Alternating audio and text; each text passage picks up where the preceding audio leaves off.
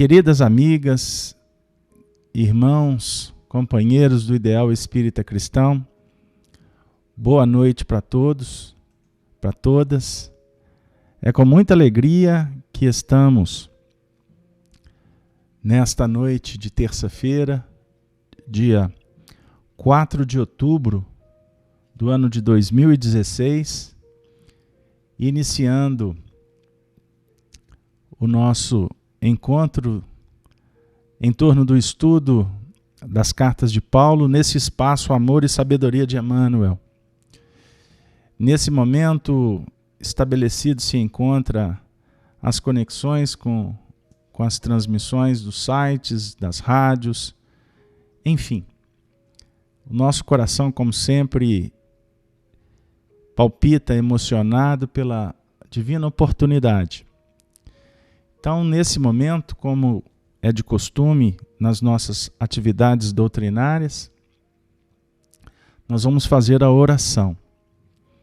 Antes disso, Cleusa, me dê só um retorno com relação à imagem e som. Pode digitar aí no site, no chat, por favor. Então vamos lá. Eu convido a todos para fazermos a introspecção, a viagem dentro de nós mesmos, para conversarmos com Deus, para falarmos com o nosso Pai Celestial e, acima de tudo, ouvi-lo, percebê-lo, sentindo o pulsar da vida, a beleza da oportunidade de estarmos nesse momento singrando o mar da evolução. Vamos então recordar de Jesus quando esteve entre nós, há 2000 anos, e nos ensinou um mantra transcendente que sintetiza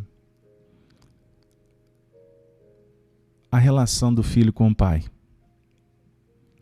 na busca que define o crescimento, a evolução, a libertação, para atingir a plenitude. Então vamos recordar do Pai Nosso, dizendo assim: Pai nosso que estais nos céus, santificado seja o vosso nome. Venha a nós, Senhor, o vosso reino. Seja feita a tua vontade, aqui na terra, Senhor, como nos céus. O pão nosso de cada dia nos dê sempre, Senhor. Perdoe as nossas ofensas, os nossos erros, na proporção que aprendermos a perdoar, compreender a todos aqueles que caminham conosco. Não nos deixe, Senhor, entregues a nós mesmos, os erros, o egoísmo, o orgulho, a vaidade. Senhor, livra-nos do mal, proteja-nos contra as forças inferiores da retaguarda que alimentamos. Senhor, pois o vosso é o poder, o reino e a glória para sempre. Que assim seja, graças a Deus. Graças a Deus a todos. Graças à vida. Graças a esta oportunidade de fazermos amigos. Sob a égide do Evangelho, à luz da doutrina codificada pelo nosso apóstolo Allan Kardec. Que Jesus esteja conosco, que nesse momento a espiritualidade possa visitar a todos os lares que aqui se encontram vinculados. Que esses caravaneiros do bem levem a medicação, o fortalecimento, a paz, todos os recursos que possam imantar a nossa ambiência física e espiritual com aqueles eflúvios que dimanam do manancial da providência divina. Que os nossos familiares, amigos, todos aqueles que amamos nesse momento possam receber estas bênçãos. Como também suplicamos por todos os nossos irmãos em humanidade que se encontram passando por provas, por expiações difíceis nos hospitais, nos cárceres, nas ruas, no vale da dor, da sombra. Que nesse momento a luz do Cristo esparja, imante, abençoe, luarize, suavize, console e oriente a todos os corações que estão sob a tutela do seu magnânimo amor. E assim, pedimos a espiritualidade, a falange do Espírito de verdade, os apóstolos, os caravaneiros que operam em nome da divulgação do Evangelho e da doutrina, e ao nosso apóstolo da gentilidade, Paulo de Tarso, que nesse momento todos eles possam favorecer para que esta mensagem atinja a todos os corações que estão em busca desse manancial extraordinário do Evangelho. E assim damos por iniciado o trabalho da noite. Muito obrigado a todos, a vocês que promovem esse encontro, que favorecem para que todos nós estejamos estudando, a audiência, a participação, esses laços que vão se robustecendo, têm uma importância que transcendem até o nosso entendimento. Então, muito obrigado a todos vocês. Hoje nós estamos nos encontrando para estudar as cartas de Paulo. Hoje o encontro é o de número 18º e nós vamos trabalhar aspectos da justiça divina. Então, eu nesse momento, como sempre fazemos, vamos iniciar fazendo a leitura da primeira carta de Paulo aos Romanos, no capítulo 2, primeiro versículo em diante. Eu vou colocar a imagem para aqueles que estão nos acompanhando com vídeo. E aqueles que estão acompanhando pelas rádios, que possam abrir as Escrituras, especificamente nessa carta de Paulo aos Romanos. Vamos lá. Na nossa tradução, João Ferreira de Almeida, Imprensa Bíblica, o capítulo 2 é dado a ele o seguinte título: A impenitência dos judeus, a justiça de Deus. Primeiro versículo.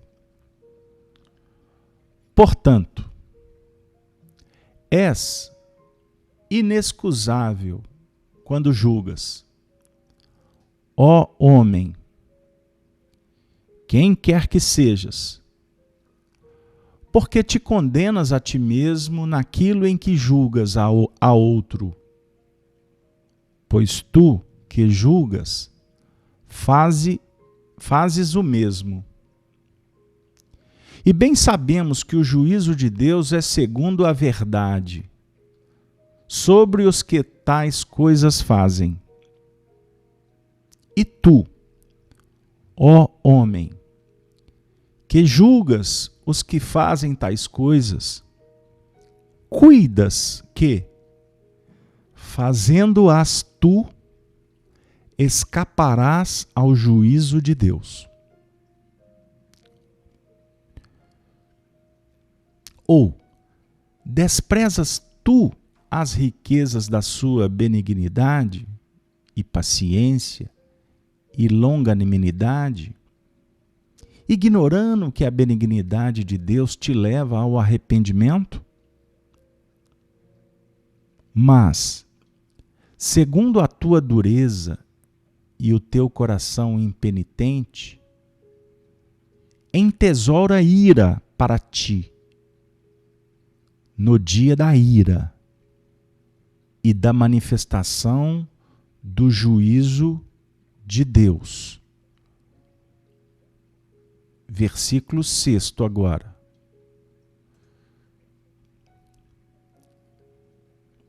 O qual recompensará cada um segundo suas obras, a saber, a vida eterna, aos que, com perseverança em fazer o bem, procuram glória e honra e incorrupção. Mas a indignação e a ira aos que são contenciosos e desobedientes à verdade e obedientes à iniquidade. Tribulação e angústia sobre toda a alma do homem que obra o mal. Primeiramente o judeu, e também do grego. Glória, porém, e honra e paz a qualquer que obra o bem, primeiramente ao judeu e também ao grego. Por quê? Para Deus não há acepção de pessoas. Para Deus não há acepção de pessoas. Por quê? Todos os que sem lei pecaram, sem lei também perecerão. E todos os que sobre a lei pecaram, pela lei serão julgados. Por quê? Os que ouvem a lei não são justos diante de Deus, mas os que praticam a lei hão de ser justificados. Por quê? Quando os gentios que não têm lei fazem naturalmente as coisas que são da lei, não tendo eles lei, para si mesmos são lei, os quais mostram a obra da lei escrita em seus corações, testificando juntamente a sua consciência e os seus pensamentos, quer acusando-os, quer defendendo-os, no dia em que Deus há de julgar os segredos dos homens, por Jesus Cristo, segundo o meu Evangelho. Vamos ficar por aqui. Porque esse segundo capítulo, ele tem um desdobramento a partir do versículo 17, que vai até o 29, que vai tratar da dinâmica, da sequência, do que a gente vai tentar, junto com vocês, desenvolver aqui nesses primeiros movimentos. Vamos lá. A gente sempre faz uma leitura geral e depois a gente vai procurando trabalhar versículo por versículo.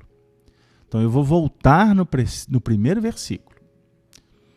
Portanto, és inexcusável quando julgas, ó homem, quem quer que sejas, porque te condenas a ti mesmo naquilo em que julgas a outro pois tu que julgas, fazes o mesmo.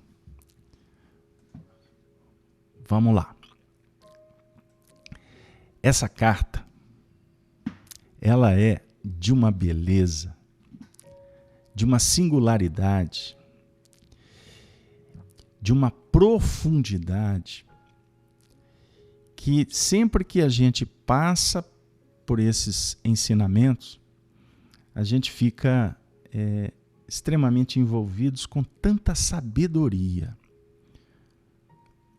Conforme afirma Emmanuel no livro Paulo e Estevão, as cartas de Paulo às comunidades cristãs são as cartas do próprio Cristo para todo o contexto universal.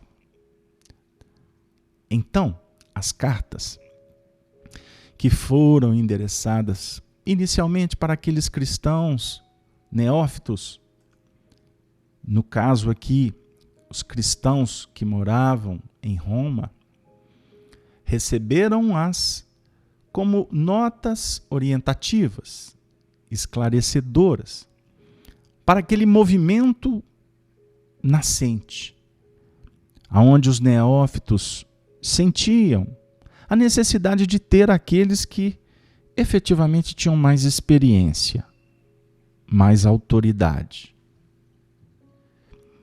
O impulso evolutivo da humanidade sempre parte daquelas vozes que descem dos céus para auxiliar no encaminhamento das ovelhas. E estas vozes autorizadas se engrandecem quando se calam, quanto personalidades,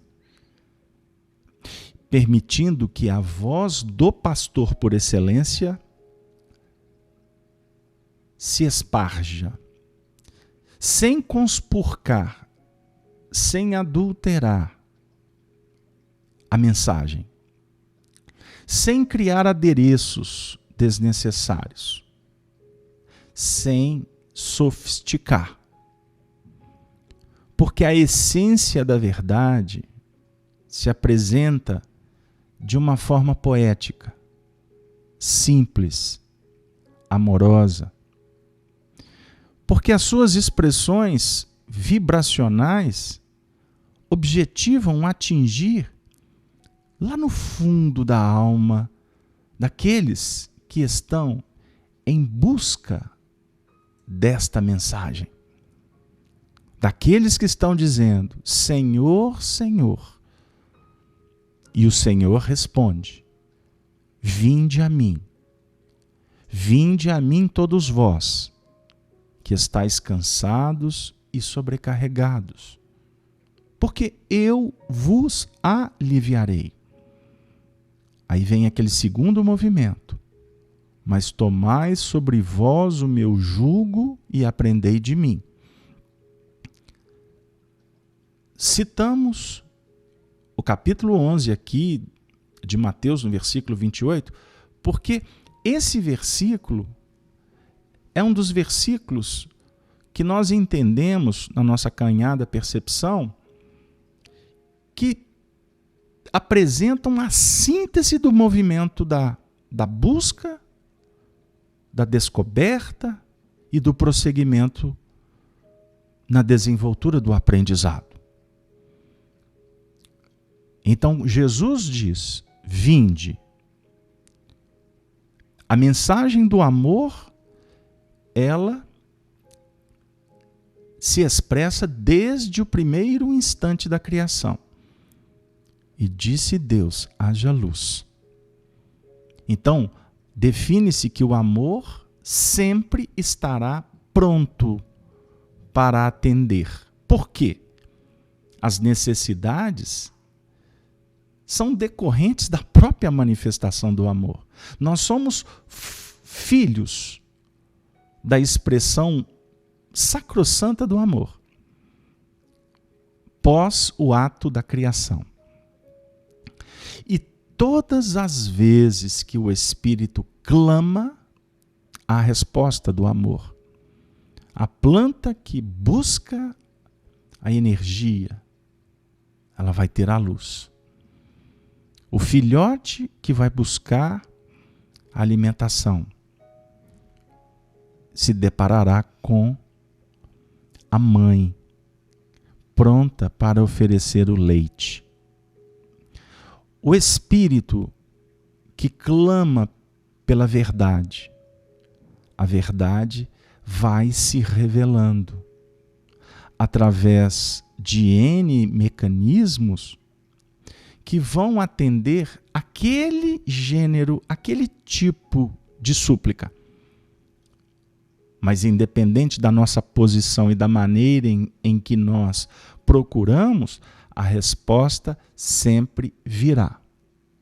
Não podemos jamais dizer que estamos órfãos, porque inclusive a promessa é que jamais vos deixarei órfãos, estarei convosco até o fim.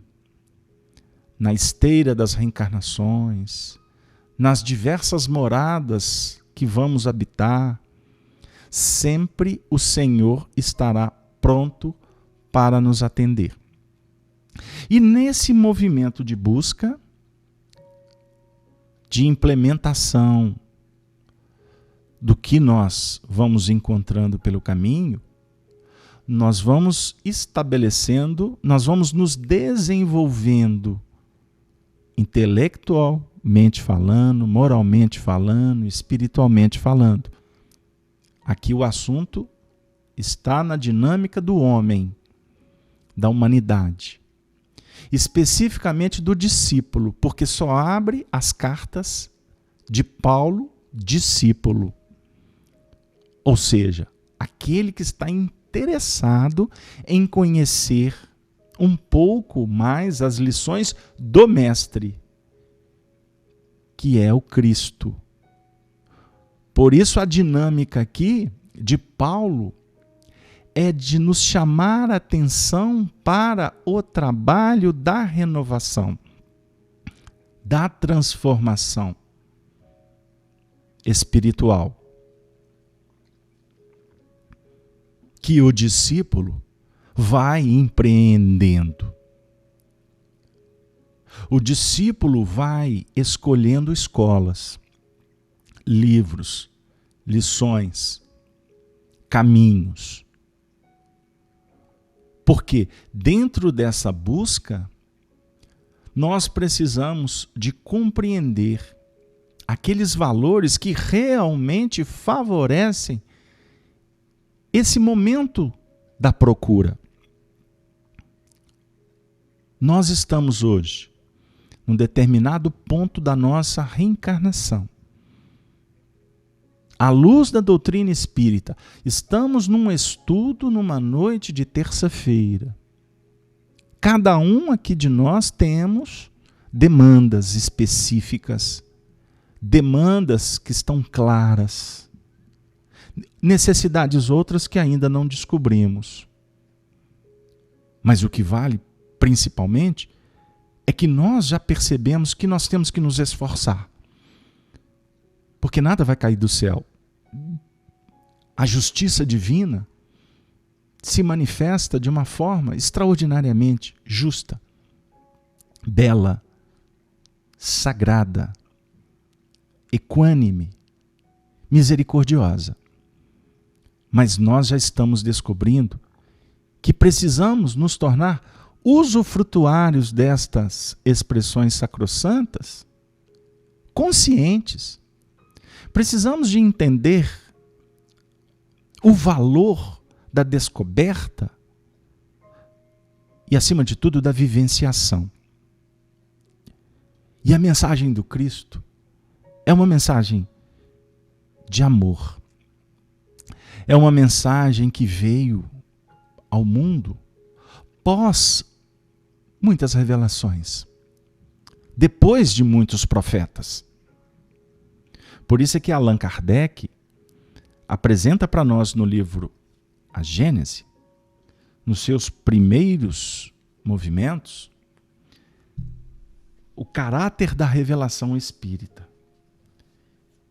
E ele vem desenvolver aspectos da providência.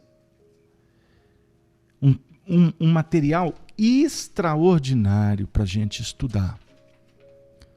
Porque ele vai falar da visão de Deus.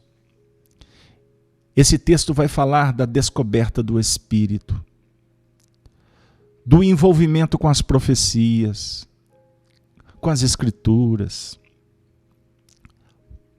com todos aqueles procedimentos que funcionam como exemplos para nos impulsionar. Então, quando Jesus vem à Terra, ele vem no meio do povo judeu, descendência de Abraão. Abraão, Isaque e Jacó. E vai perpassando profetas, histórias, com o legislador Moisés, e ele vem trazer a lei do amor apoiada, ou desenvolvendo todas as leis, por exemplo, sintetizadas no Decálogo. E Allan Kardec define para nós que a pedra angular de todo o edifício das revelações está no Antigo Testamento. E que Jesus veio nos mostrar a importância da vivência dos preceitos divinos, do amar a Deus, do guardar o sábado, do honrar pai e mãe, nos 3 movimentos positivos e nos 7 outros impeditivos: o não matar, o não julgar. E aí vai na dinâmica. Por que 3 positivos? 3 que, vamos dizer assim, 3 propostas que são abrangentes e 7 outras que são para organizar, para conter, para nos auxiliar no desenvolvimento do senso de justiça. São pontos que nós precisamos de refletir. Porque dentro desse movimento da glória, do honrar, do amar a Deus sobre todas as coisas, quando nós somos convidados para guardar o sábado, os dias santos, como aquele ponto importante na dinâmica do desenvolvimento na horizontal do mundo, a definir que esses 10% da semana, ou esse dia específico, essa hora transcendente, é aquele ponto que nós necessitamos de buscar inspiração no monte, na elevação, e honrando as bases de todo o procedimento evolutivo, de todas as raízes, de toda a fundamentação moral que estão instituídas, que estão simbolizadas na família, nos pais, nas tradições, mas acima de tudo, nas nossas experiências pregressas, nessa bagagem que nós vamos trazendo. Observemos.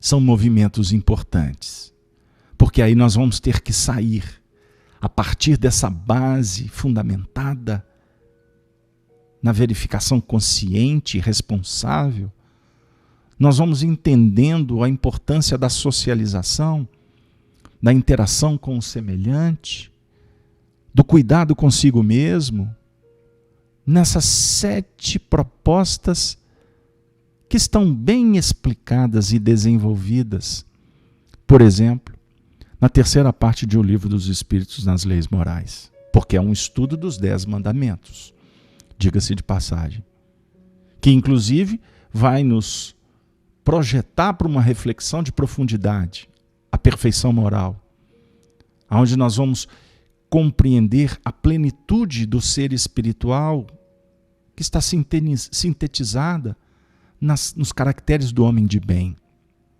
aquele que vive a lei de justiça, de amor e de caridade na sua plenitude. Para isso, para conversarmos sobre o desenvolvimento moral dos seres. Nós precisamos trabalhar de uma forma em que estejamos sintonizados com o Rabi, com o Messias, com o Cordeiro, numa dinâmica de profundidade. Por isso, sintonizados com Ele, que traz para nós uma proposta de um sentimento que vai se sublimando pela vivência, pelo sacrifício, pela entrega, a gente vai percebendo como o amor é a chave para a nossa vitória. Porque não basta conhecer, é necessário transcender o conhecimento nas expressões de um sentimento cada vez mais voltado para refletir o amor do próprio Criador. Porque o sentimento, como ensina Emmanuel, é a face de um espelho. É a face, cujas expressões vão definindo a nossa capacidade de gerenciar, de integralizar, com as próprias expressões do amor do semelhante, do amor que dimana de Deus, do amor que equilibra o universo. Paulo diz assim: portanto, és inexcusável quando julgas. Ó homem, quem quer que sejas, porque te condenas a ti mesmo naquilo em que julgas a outro, pois tu que julgas, fazes o mesmo. Será que o Paulo está dizendo para nós? E eu divido essa dúvida com vocês, porque eu não estou aqui para fechar ponto nenhum, pelo contrário. Nós estamos aqui para construirmos juntos. Será que o Paulo está falando para a gente que no momento em que nós estamos entrando na intimidade do comportamento do outro, nós poderemos estar cometendo um equívoco no que remonta à própria interpretação das expressões que nem sempre são legítimas, nem sempre falam do que está lá no fundo do coração do semelhante. Aqui em Minas a gente aprende um ditado muito interessante que nos ajuda a explicar a nossa ideia. Que o coração do outro é uma terra desconhecida que ninguém tem o direito de pisar.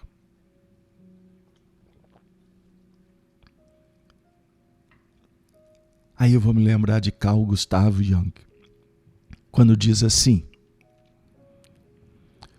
quando Pedro fala de Paulo, Pedro não fala de Paulo. Pedro fala de Pedro. Porque nós, quando comentamos o comportamento do outro, quando nós estamos julgando o semelhante, na realidade nós estamos vendo pontos que refletem a nossa intimidade. Aliás, esse assunto é extraordinariamente desenvolvido por Allan Kardec no Livro dos Espíritos. Uma coisa é avaliar, porque nós temos dentro da nossa intimidade um senso de justiça que está em franco processo de desenvolvimento, de qualificação. Então, nós vivemos num mundo de associação e repercussão. O tempo todo, interagidos com o semelhante, nós estamos, portanto, analisando, nós estamos sentindo, nós estamos trocando. Então, uma coisa é você analisar o subproduto que chega para você. A outra coisa é avaliar de onde está partindo aquele conteúdo que te visita. Ou seja, o nosso grande desafio é despessoalizar, é despersonalizar a vida e passar a lidar com o fenômeno da vida, com a música que nos visita, e nem tanto com o autor, que foi um instrumento para que a música chegasse para você. É prestar atenção no discurso que você ouve, sem ficar avaliando o discursador. É prestar atenção nas propostas que te convidam para o bem.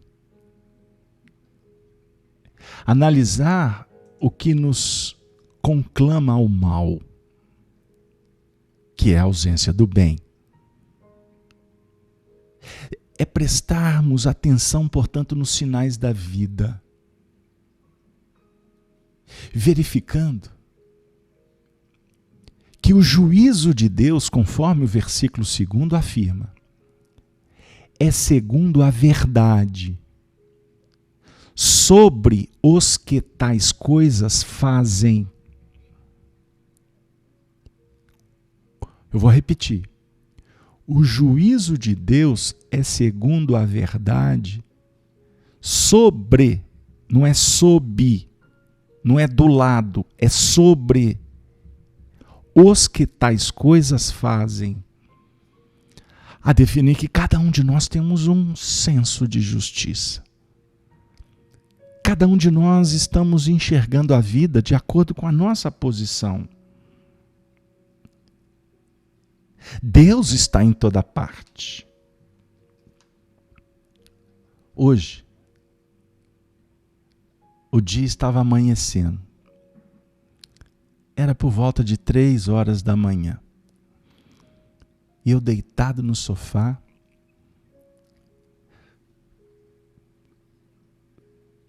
reservei um momento de ler um texto. E esse texto, à medida em que eu fui lendo, me chegou uma vontade muito intensa de reproduzir, e chegou o momento para vocês. Capítulo 2 do livro A Gênese, de Allan Kardec. Uma das obras mais extraordinárias da literatura universal. Item 31, capítulo 2, a visão de Deus. Se Deus está em toda parte, por que não o vemos? Nós estamos falando da verdade de Deus. Vê-lo-emos quando deixarmos a terra? Tais as perguntas que se formulam todos os dias. A primeira é fácil responder.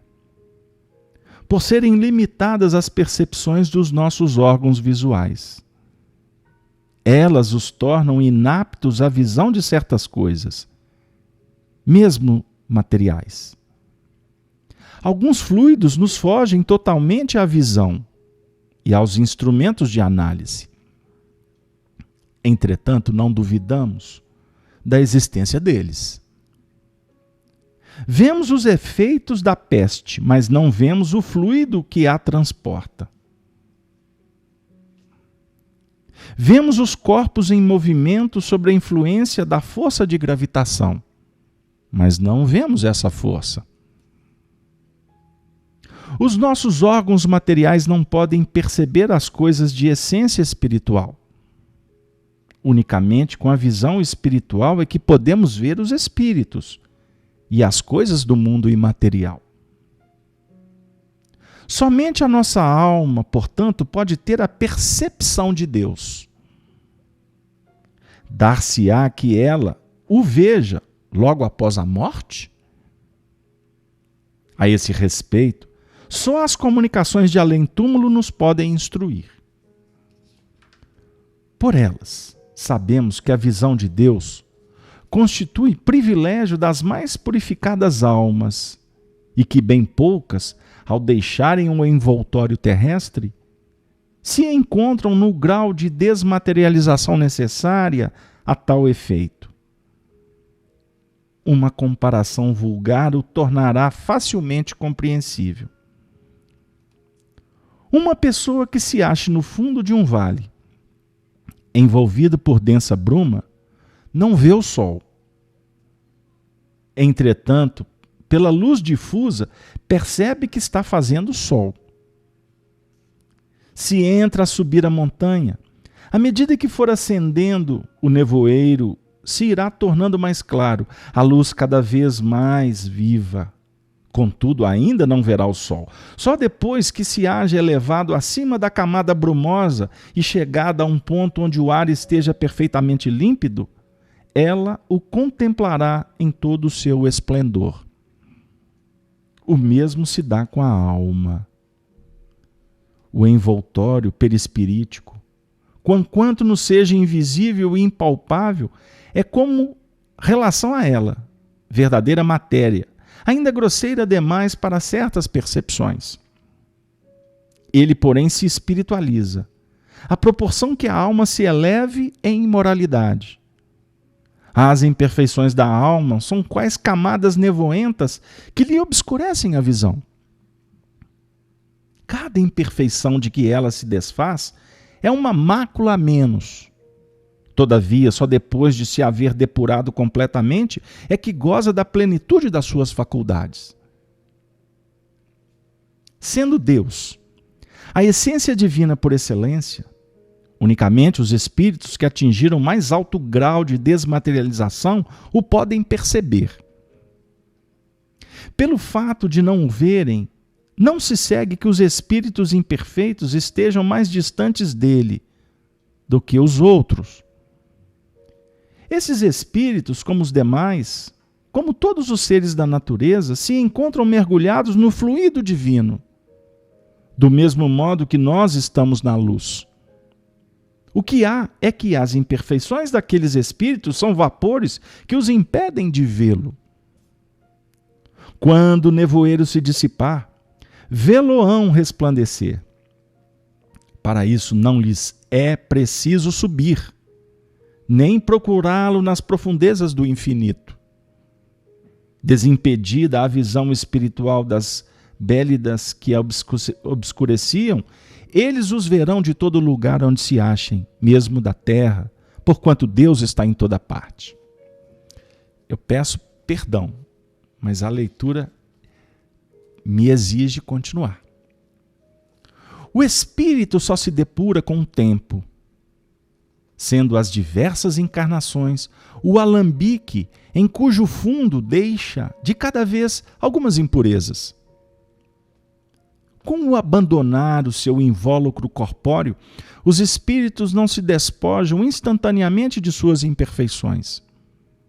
Razão porque, depois da morte, não veem a Deus, mais do que o viam quando vivos. Mas, à medida que se depuram, têm dele uma intuição mais clara. Não o veem, mas compreendem-no melhor. A luz é menos difusa. Quando, pois, alguns espíritos dizem que Deus lhes proíbe, respondam a uma dada pergunta, não é que Deus lhe apareça ou dirija a palavra para lhes ordenar ou proibir isto ou aquilo. Não. Eles, porém, o sentem. Percebem os eflúvios do seu pensamento, como nos sucede com relação aos espíritos que nos envolvem em seus fluidos, embora não os vejamos. Nenhum homem, consequentemente, pode ver a Deus com os olhos da carne. Se essa graça fosse concedida a alguns, só o seria no estado de êxtase, quando a alma se acha tão desprendida dos laços da matéria que torna possível o fato durante a encarnação.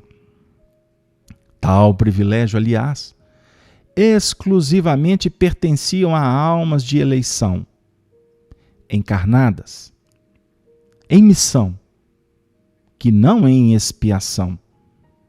Mas, como os espíritos da mais elevada categoria refulgem de ofuscante brilho, pode dar-se que espíritos menos elevados, encarnados ou desencarnados, maravilhados com o esplendor de que aqueles se mostram cercados, suponham estar vendo o próprio Deus. É como quem vê um ministro e o toma pelo seu soberano. Sob que aparência se apresenta Deus aos que se tornaram dignos de vê-lo? Será sobre uma forma qualquer? Sobre uma figura humana? Ou como um foco de resplandecente luz? A linguagem humana é impotente para dizê-lo, porque não existe para nós nenhum ponto de comparação capaz de nos facultar uma ideia de tal coisa. Somos quais cegos de nascença, e quem procurassem inutilmente fazer compreender-se o brilho do sol. A nossa linguagem é limitada pelas nossas necessidades e pelo círculo das nossas ideias. A dos selvagens não poderia descrever as maravilhas da civilização. A dos povos mais civilizados é extremamente pobre para descrever os esplendores dos céus. A nossa inteligência muito restrita para os compreender, e a nossa vista, por muito fraca, ficaria deslumbrada. O espírito pode perceber Deus. Todos nós somos filhos de Deus. Todos nós temos a condição de intercambiar com Ele. À medida em que o espírito procura desenvolver a sua inteligência, o senso moral, as virtudes, mesmo que em lampejos, mesmo que numa busca ainda muito incipiente, nós podemos ter a visão de Deus. E essa concepção, essa percepção, essa dinâmica interrelacional com o Pai, ela se dá segundo a verdade. A verdade que vai dar, vamos dizer assim, aquele impulso que nos coloca numa condição de estagiar, mesmo que numa vamos dizer assim, num átimo de tempo, numa região, numa condição de eleição. E nesse momento, nós vamos como que tendo a oportunidade de ir despertando o nosso ser espiritual. Vamos percebendo essa filiação. Filhos do Altíssimo. É uma expressão muito utilizada pelos estudiosos. Por quê?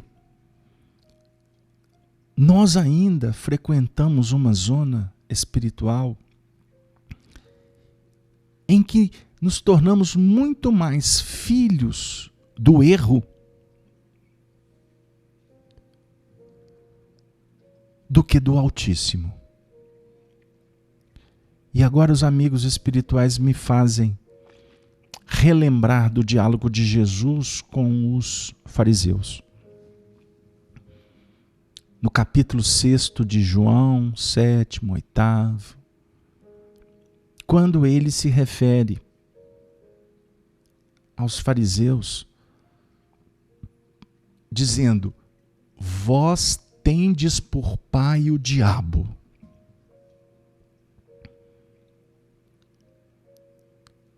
Vós tivestes os profetas e o que fizestes com eles?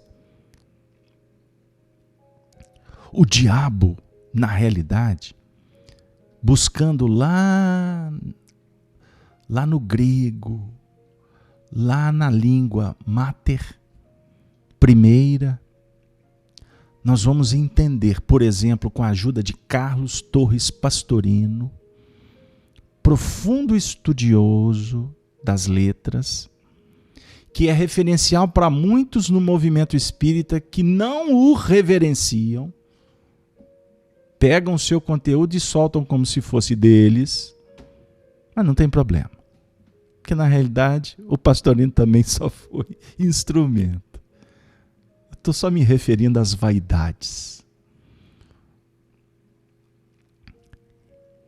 Ele nos ajuda a compreender que o diabo, na realidade, é o opositor. O diabo é o contraditor. O diabo simboliza um impedimento, obstáculo, o que vai na contramão. Então Jesus diz assim: vós tendes por pai o diabo.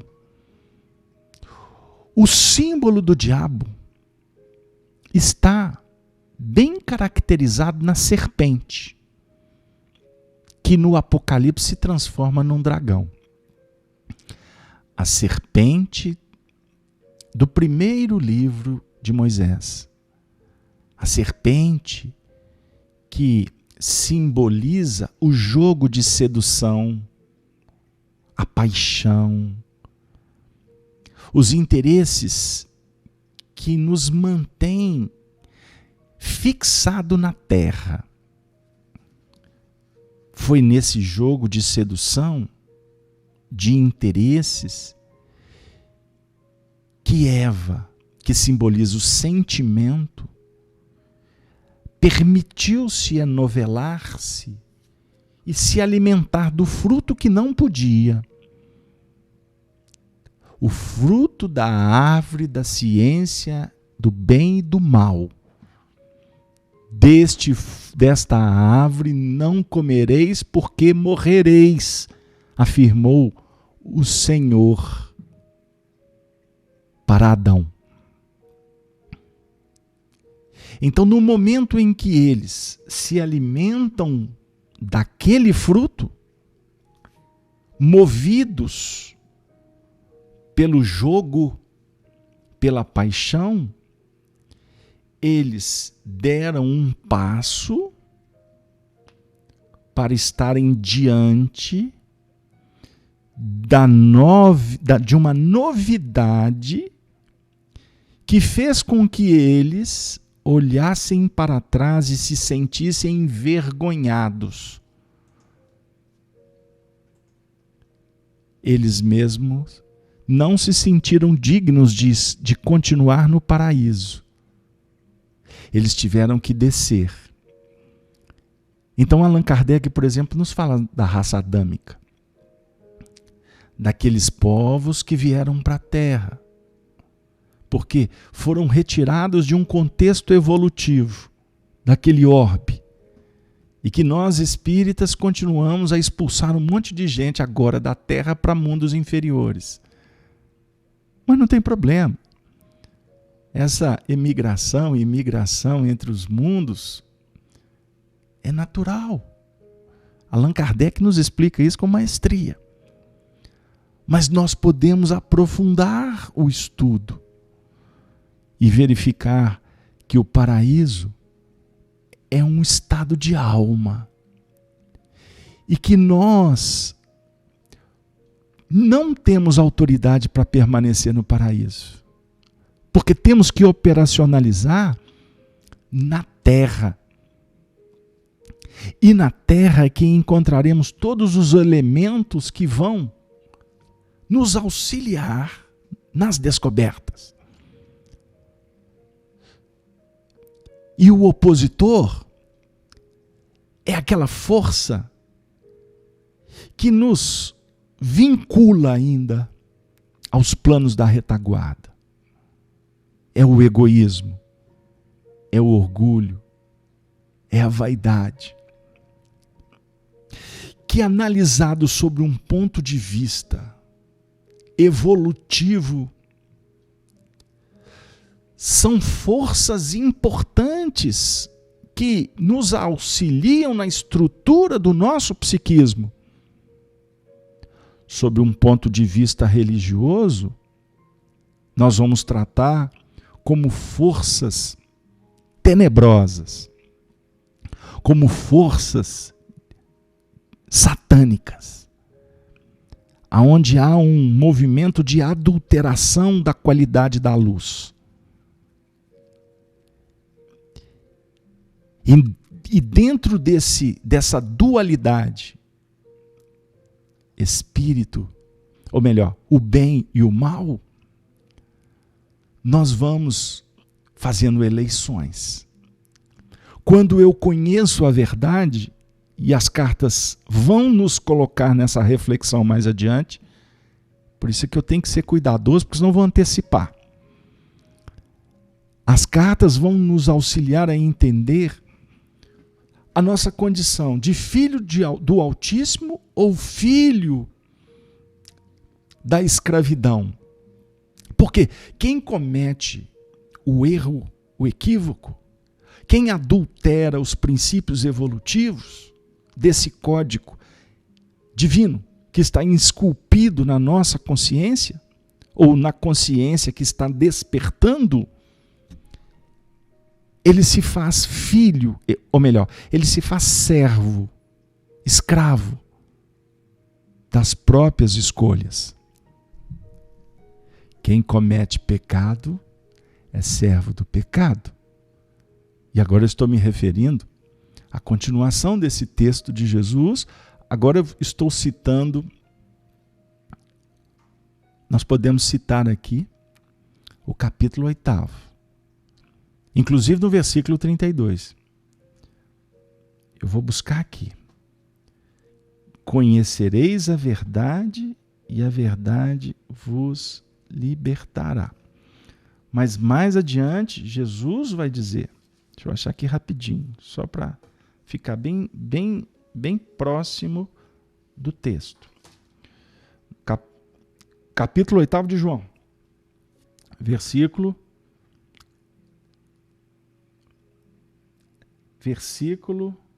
32. Me deu vontade de ler os anteriores. Mas não vai dar tempo.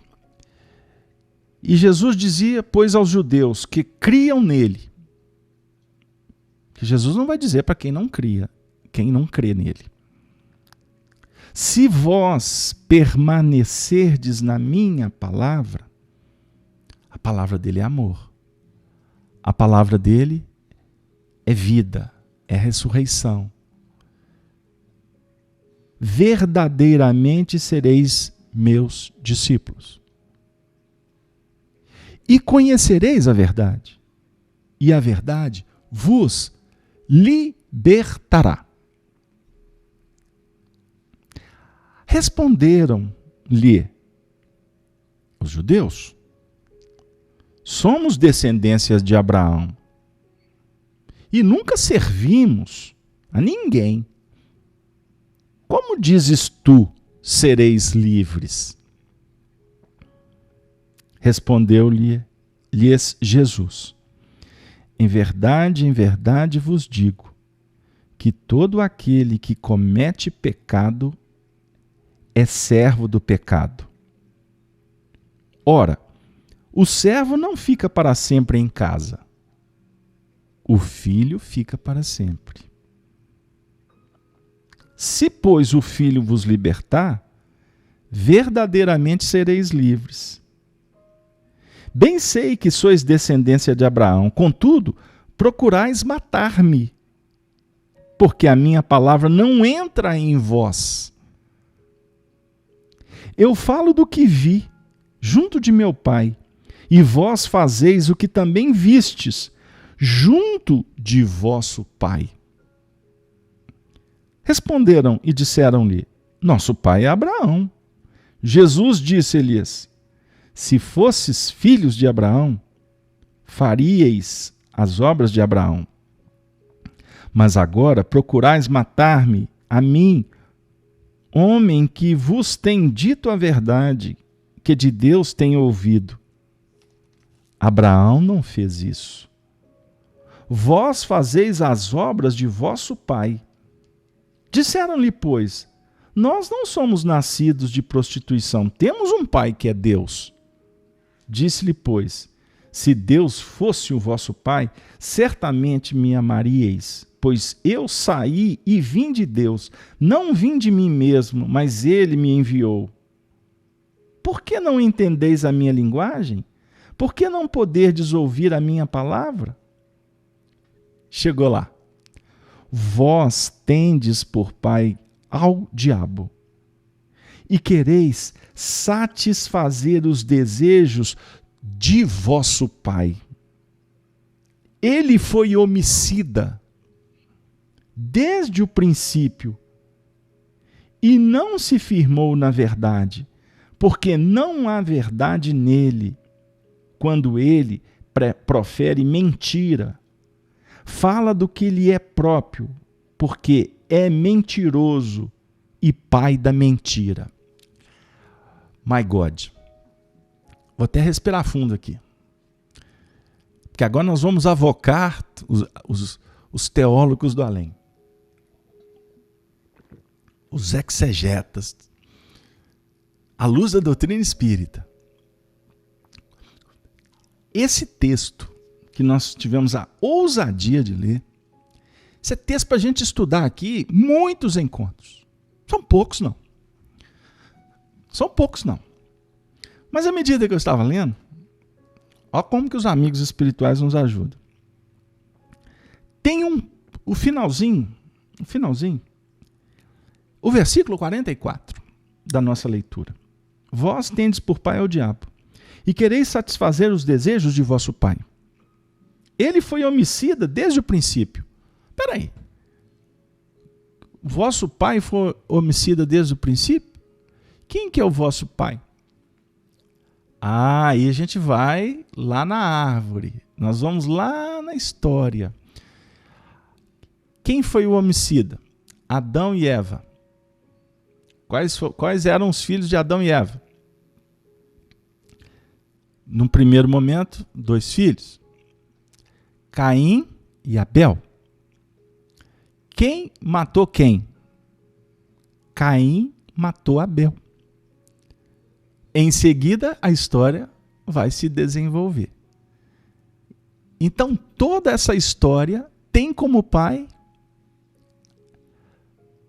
Caim, que representa, aí nós podemos trabalhar a história, apresentando todo aquele contexto psicológico, todo aquele projeto espiritual que veio de outras esferas, sob a tutela de Jesus, para que estas raças pudessem se desenvolverem sobre o guante, sobre o envolvimento, o amplexo da misericórdia do Pai. Mas, até hoje, grande parte da sociedade terrena, composta de mais de 20 bilhões, partindo do princípio de 7 bi encarnado e aquele contexto no mundo espiritual, grande parte ainda estamos lutando com relação a essa condição de escravos, de servos do pecado. Porque o nosso passado ainda, ele é muito forte de conspurcação. O nosso passado ainda fala muito sobre adulteração. Nós adulteramos. Nós nos tornamos corruptos. Nós deixamos de honrar os mandamentos. Então, isso no contexto geral, histórico, coletivo, obviamente individual. Chegando no mundo atual, pleno século XXI, com a internet, com o advento de uma divulgação doutrinária, de um momento em que a espiritualidade está espalhando os conteúdos imortalistas pelo mundo inteiro. É tão maravilhoso, gente. Inclusive, eu vou fazer uma revelação aqui para vocês hoje. Quando nós terminarmos as cartas de Paulo, se Deus nos abençoar, nós vamos fazer um estudo. Estou afirmando isso aqui, viu, Cleusa? Nós vamos estudar o caráter da revelação espírita. Nós vamos pegar o livro A Gênese e vamos fazer um estudo de todos os princípios doutrinários, de uma forma muito tranquila, sequenciada, para a gente falar bastante de doutrina espírita e como a espiritualidade está espalhando a doutrina espírita no mundo inteiro. Não é para que ela seja uma religião melhor do que as outras, que substitua as outras religiões. Porque a doutrina espírita será a alma de todas as religiões. Tem muita gente acompanhando os nossos estudos que não são espíritas. Amigos muçulmanos, protestantes, evangélicos, católicos, budistas, espiritualistas, etc., etc., ateus, estão acompanhando os estudos conosco. E não se sintam envergonhados em pesquisar. Estudem. Estudem a doutrina espírita, porque vocês vão perceber a maravilhosa religião que vocês abraçam. Porque a doutrina espírita não vai propor que vocês saiam de onde vocês se encontram. Mas vocês vão ter uma visão muito mais ampliada. Porque a doutrina espírita não é doutrina dos homens, é doutrina dos espíritos. O caráter dela é universalista. A proposta é para que a gente entenda que o juízo de Deus, ou seja, a presença de Deus está em toda parte, abraçando todos os corações, promovendo a vida. Agora nós precisamos de nos libertar de tudo aquilo que nos escraviza. Nós temos que abrir mão do nosso passado. Esse passado conspurcado. Esse passado que ainda cheira violência, cheira ódio, cheira intolerância, perseguição, chega ainda comportamentos doentios que nós estamos sendo convidados para nos libertar, mas a gente insiste em não abrir mão. Vamos refletir, porque o convite aqui não é para que a gente saia pelo mundo com a ideia de que para construir um mundo novo, nós vamos ter que consertar as pessoas, julgando as pessoas. O Paulo está dizendo, e tu, ó homem, que julgas os que fazem tais coisas, cuidas que, fazendo-as tu, escaparás do juízo de Deus? Ou despreza tu as riquezas da sua benignidade, paciência e longanimidade, ignorando que a benignidade de Deus te leva ao arrependimento? Mas, segundo a tua dureza e o teu coração impenitente, entesoura ira para ti no dia da ira e da manifestação do juízo de Deus. O nosso negócio não é entrar nessas frequências que são tratadas como ira de Deus. Porque na realidade são forças da natureza, que quando nós conspurcamos, quando nós adulteramos, quando nós desviamos, nós estamos infringindo a harmonia da natureza. E a natureza vai nos devolver. Então, se o sofrimento campeia no mundo, o papel do cristão não é aumentar o sofrimento do outro. O convite é para que nós dirimamos, para que nós pulverizemos, para que nós possamos contribuir para que a dor do semelhante seja um pouco menor. Ou quem sabe, para que a dor dele seja analisada com um outro olhar, com compreensão, com mais serenidade, com paz no coração. Queridos amigos, temos muito que falar. Sempre teremos muito que estudar. Mas hoje é dia 4 de outubro. Eu vou me deter aqui até nesse versículo 5. Semana que vem a gente parte do 5º versículo. Hoje é dia 4 de outubro. Ontem foi dia 3 de outubro, aniversário do nosso querido codificador Allan Kardec. Desse apóstolo do bem. Emmanuel, no livro Justiça Divina, no seu prefácio, faz uma reverência a Allan Kardec, ante-Allan Kardec. E tem um comentário dele, o texto é belíssimo. Eu gostaria de ler apenas uma frase. Ele entregando o livro Justiça Divina, que é um livro que ele desenvolveu através da sua alma querida, Chico, o médium. Chico, o médium. Chico, o médium. Extraordinário médium. Cristão na sua legitimidade. Mas ele era um médium. Então nós estamos vivendo um momento de muita confusão. Então cuidado com o que a gente está comprando na banca do mercado. Cuidado. Porque existe uma força-tarefa que está insistindo em descaracterizar o trabalho do médium. Inclusive do seu mentor espiritual, Emmanuel. No dia 20 de março de 1962, ele escreveu assim: entregando, pois, essas páginas, que é um livro que faz um estudo sobre o livro Céu e Inferno de Allan Kardec. Obviamente, pequenos comentários. Entregando, pois, essas páginas aos leitores amigos, não temos a presunção de inovar as diretrizes espíritas, e sim o propósito sincero de reafirmar-lhes os conceitos, para facilitar-nos o entendimento, na certeza de que outros companheiros comparecerão. Ele não fechou, ele está fazendo, a equipe dele fez e outros farão.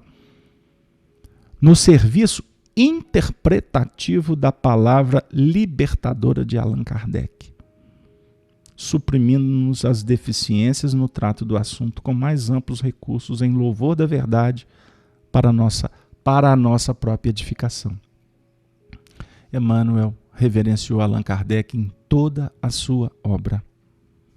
E Chico Xavier o fez, não só em palavras, mas em vida. Todas as entrevistas, todos os depoimentos, todos os colóquios, todos os momentos de conversas francas, de conselhos, conversas amenas, o Chico sempre primou pela nobreza, pela coerência doutrinária, pelo carinho, pelo respeito com o encarnado e com o desencarnado. E eu acho muito estranho o que anda acontecendo por aí. Cuidado com os peixes que vocês estão comprando, porque no mercado tem muito tipo de peixe. Peixes frescos, e tem muita pescaria que pode criar congestão e pode levar até a loucura. Hoje é 4 dia 4 de outubro. Dia 4 de outubro é o aniversário. Comemora-se o aniversário de Francisco de Assis. E nós tivemos o desejo de falar um pouco dele. Em alguns minutos, seria uma grande pretensão falar do discípulo amado, o retorno de João Evangelista. E depois se apagou, fazendo parte do Espírito de Verdade, da equipe do Espírito de Verdade que codificou, que auxiliou Allan Kardec. Por isso João Evangelista assina os prolegômenos. Esse Espírito de alta grandeza, esse Espírito que se transformou num médium singular, com uma capacidade perceptiva extraordinária, incomparável, possivelmente na história. Foi ele que recebeu o próprio Apocalipse na ilha de Patmos, numa visão genuína, gloriosa, com o próprio Senhor, Jesus Cristo. Francisco de Assis mergulhou na Idade Média como uma estrela que desce numa noite gelada para auxiliar com uma pleiade de espíritos sob a tutela do Cristo a humanidade para recordar os ensinos da Galileia, num período muito complicado da história da humanidade. Francisco de Assis, é daquelas almas que realmente nos contam sobre a justiça divina, no que remonta os caracteres de um homem de bem, aquele que vive a lei de justiça, de amor e de caridade. Nós podemos fazer ilações. Nós podemos, quem sabe, deduzir sem nenhuma responsabilidade doutrinária.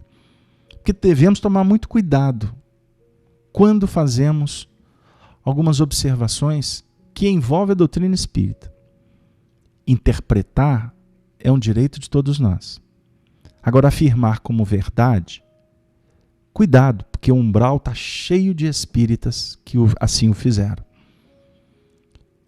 Nós podemos, quem sabe, afirmar que essa jurisdição da própria Igreja Católica está nas mãos dele. E que não é à toa que o Papa atual, que veio revolucionar os dogmas seculares, milenares, está sob a inspiração dele. Não é à toa que ele se batizou na igreja como Francisco. Então, a gente sabe que os projetos são todos direcionados pelo Senhor. Nós estamos entrando num momento da humanidade que vamos precisar de franciscos, de muitos franciscos, muitos. Tivemos, graças a Deus, uma alma que reencarnou, que se fez médium, cristão, e que foi batizado com o nome de Francisco. Nós estamos falando de Chico Xavier. Mas nós tivemos um Francisco também na personalidade da Teresa de Calcutá.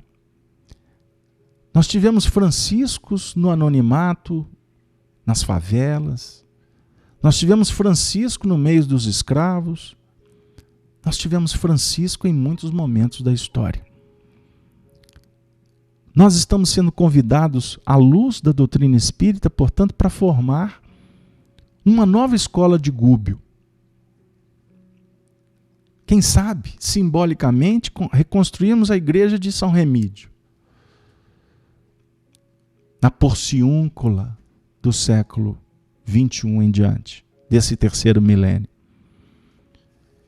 eu me recordei que tive a inspiração de encerrar o livro que escrevi com Arnaldo Rocha, Chico, Diálogos e Recordações, aonde tecemos uma diminuta, singela reverência a Francisco de Assis, no último capítulo do livro. E hoje cedo, nós nos recordamos que na obra nós citamos um livro do autor Inácio Larrana, intitulado Francisco de Assis. Francisco de Assis. O irmão de Assis é o título. Esse livro, Edições Paulinas, é um livro extraordinário, de uma sensibilidade ímpar.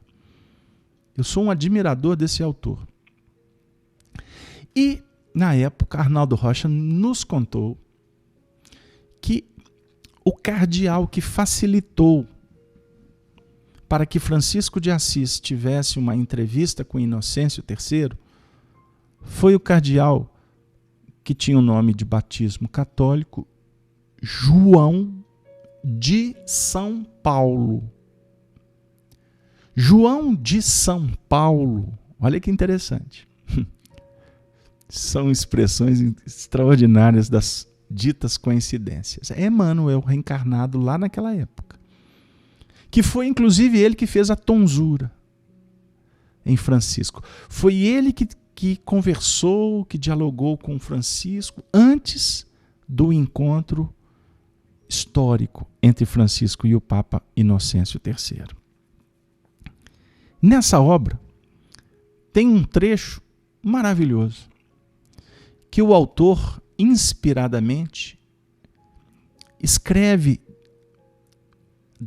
um momento em que Francisco, ainda jovem, com seus conflitos e nos embates com seu pai, Francisco de Assis dialoga com sua mãe, Dona Pica. Essa história é belíssima. E ela estava num momento assim singular, porque ele estava algemado. E ela, a mãe, vendo o filho naquela condição, percebendo a pureza da alma da alma do filho, o exagero do pai, ela se vê diante de um momento único, um momento de muita sensibilidade. E quando nós fomos guiados pela espiritualidade para acessar esse livro, no momento em que Arnaldo me contou a história, eu fiquei extremamente envolvido, porque eu não sabia se o meu êxtase tinha mais a ver com a Dona Pica, a mãe de Francisco, ou com aquela própria condição de libertação dele das peias do passado, das peias do mundo, aliás, para que ele pudesse deixar esse legado de espiritualidade para toda a humanidade. Falar de Francisco de Assis é algo de sublime. Então, eu gostaria de ter a oportunidade, se vocês me concederem 7 minutinhos, eu vou ler um trecho de um apanhado que eu fiz dessa obra e que eu coloquei na época como o último capítulo de meu livro Chico, Diálogos e Recordações. Foi exatamente a última bênção de mãe de Dona Pica para ele, Francisco, seu filho. Por favor, eu peço a licença. É difícil imaginar uma situação humana tão desconfortável como a do filho e de sua mãe nesse momento. Os dois estavam entre a espada e a parede. Por um lado, Dona Pica estava de acordo com Francisco, em sua intuição feminina e com sua maneira de mãe nobre. Simpatizava no fundo com a posição do rapaz e até se sentia feliz, porque o filho tinha consagrado a vida a Deus e aos pobres. Mas não podia aprovar a maneira como seu filho estava levando adiante essa consagração, abandonando a casa e vivendo como um esfarrapado. Por outro lado, como esposa fiel, Dona Pica estava ao lado do marido e sofria infinitamente pela amargura de Pedro, Bernardone, desejando com ardor uma reconciliação efetiva e afetiva entre pai e filho. Recorrendo a meios de persuasão mais sensíveis, fazia ver a Francisco que algumas coisas não estavam bem. Com lágrimas nos olhos, suplicava-lhe que voltasse para casa e acendesse pelo menos em alguns pontos aos desejos de seu pai. Se a mãe se sentia mal, pior o filho. Para um filho tão sensível como Francisco, deve ter sido terrível encontrar-se entre as lágrimas de uma mãe tão amorosa e tão querida, de um lado, e do outro, urgido pela vontade peremptória de Deus, seu Senhor. Para o irmão, foram dias angustiosos. É o drama de todo profeta. Homens de emotividade forte, arrepelados pela voz de Deus, veem-se obrigados a saltar fortes ataduras, como se o predestinado, colocado na cruz, fosse estirado por dois polos contrários. A quem obedecer? Que terá acontecido no porão daquela casa, entre mãe e filho? Partindo do desenlace, podemos imaginar a cena. A mãe suplicava com carinho. O filho recusava com carinho. A mãe insistia com lágrimas. O filho resistia com os olhos brilhando. A mãe começou a perder a força das palavras. O filho, sempre com doçura, foi crescendo na inspiração. Foi um combate único na história humana. Pouco a pouco, a senhora foi ficando indefesa e sem palavras. Suas lâmpadas foram se apagando e soltou ao ar todas as suas grinaldas. Dona Pica calou-se e passou de contedora a ouvinte, de mãe a discípula. A nobre mãe começou a ser um pouco filha de seu filho. Começou a nascer no berço dos ideais de Francisco, a esquentar-se ao sol de seu filho. Quando Francisco falava de Jesus, suas palavras pareciam melodias imortais ou cantigas de ninar. E a mãe foi caindo e rolando pelos abismos de um sono sem sonhos, de onde renasceram seus antigos ideais, nunca esclarecidos e nunca realizados, de entregar-se por completo a um amor imortal. Francisco tinha razão. Ela sabia muito bem o que dão e o que não dão o amor e a maternidade. Sabia que a primavera dá beijos e o outono despedidas. Francisco tinha razão. Abrir de par em par as portas, deixar Jesus entrar, perder-se em Deus, encher o coração com a beleza divina, não deixar nada para a morte devoradora. Na nudez completa e na solidão completa, ser livres, não ter nada para dar tudo, cantar a última canção e morrer à brisa do crepúsculo. Morrer de uma morte que não é desfazer-se, mas completar-se.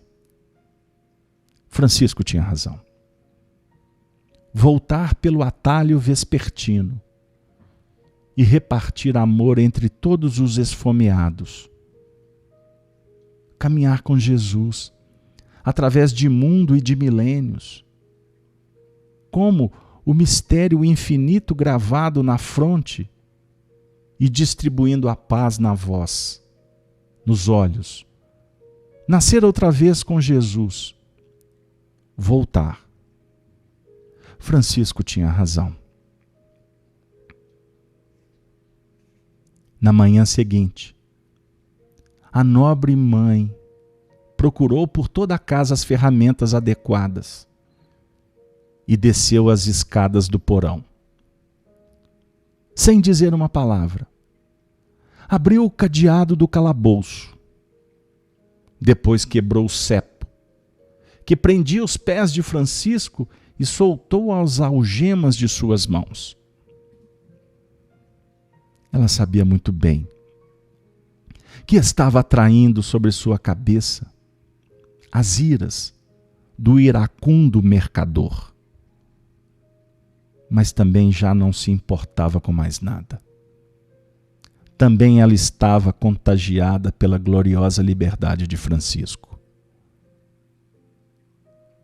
Quando se viu livre, sem dizer nada, profundamente emocionado, o rapaz ajoelhou-se aos pés da sua mãe, como quem quer receber uma bênção. Dona Pica lhe disse: pássaro de Deus, voa pelo mundo e canta. Depois colocou as mãos sobre a cabeça do filho e acrescentou: filho de minha alma, que as asas de Deus te cubram e te protejam como estas mãos. Leva o meu sangue e a minha sombra até o fim do mundo. Abre e percorre os caminhos que eu não posso percorrer. Coloca as minhas lâmpadas nas noites e os meus mananciais nos desertos. Recolhe as dores do mundo e esparge a esperança em toda parte. Que a tua morte seja uma festa e a tua vida um parto. Que te acalentem os ventos e te deem sombra as montanhas. Cobre a terra de piedade e transforma as urnas em berços. Eu te amo, sangue de meu sangue e filho de meu espírito. Quando tua carne nua e transitória receber o beijo da irmã não amada, eu estarei te esperando em pé, embaixo do grande arco da aurora, para sempre. Dizendo isso, ela ergueu Francisco. Abraçaram-se prolongadamente, sem dizer nada. Subiram em silêncio as escadas do porão. Francisco olhou longamente o estabelecimento comercial, como quem olha pela última vez. A mãe acompanhou-o até a porta e o irmão saiu caminhando devagar. Nunca mais pisaria aquela soleira. Dona Pica acompanhou com o olhar até que ele desapareceu numa curva da rua. Tê-lo-ia seguido com prazer até a morte. Então, o irmão chegou à sua casa, a casa de São Damião, a casa da Santa Humanidade, percorrendo sempre o território sagrado do sacrifício, sem jamais olvidar o seu compromisso amoroso de seguir as pegadas do nosso Senhor Jesus Cristo. Voa, pássaro de Deus, voa, voa sempre, e que nós possamos sempre nos recordar da importância de compreendermos a nossa condição de filhos de Deus, que temos um mundo íntimo para conquistar. Para isso, possamos, em oração, empreendermos o voo soberano, com as asas fortalecidas da razão e do sentimento, certos que a fé, a esperança e a caridade devem estar unidas para que a paz se estabeleça em definitivo nos domínios de cada coração. Abraço fraternalmente a todos vocês. Que possamos ter uma noite pródiga de bênçãos. E que no amanhã o Senhor da vida nos convide novamente para estudar, para nos capacitar, para que possamos servir cada vez melhor. Na saudação dos cristãos dos primeiros tempos, nós nos despedimos, repetindo: Ave, Ave, Ave Cristo. Valeu. Um beijo que ecoa pelas montanhas das Minas Gerais. Muito obrigado a todos. Que assim seja.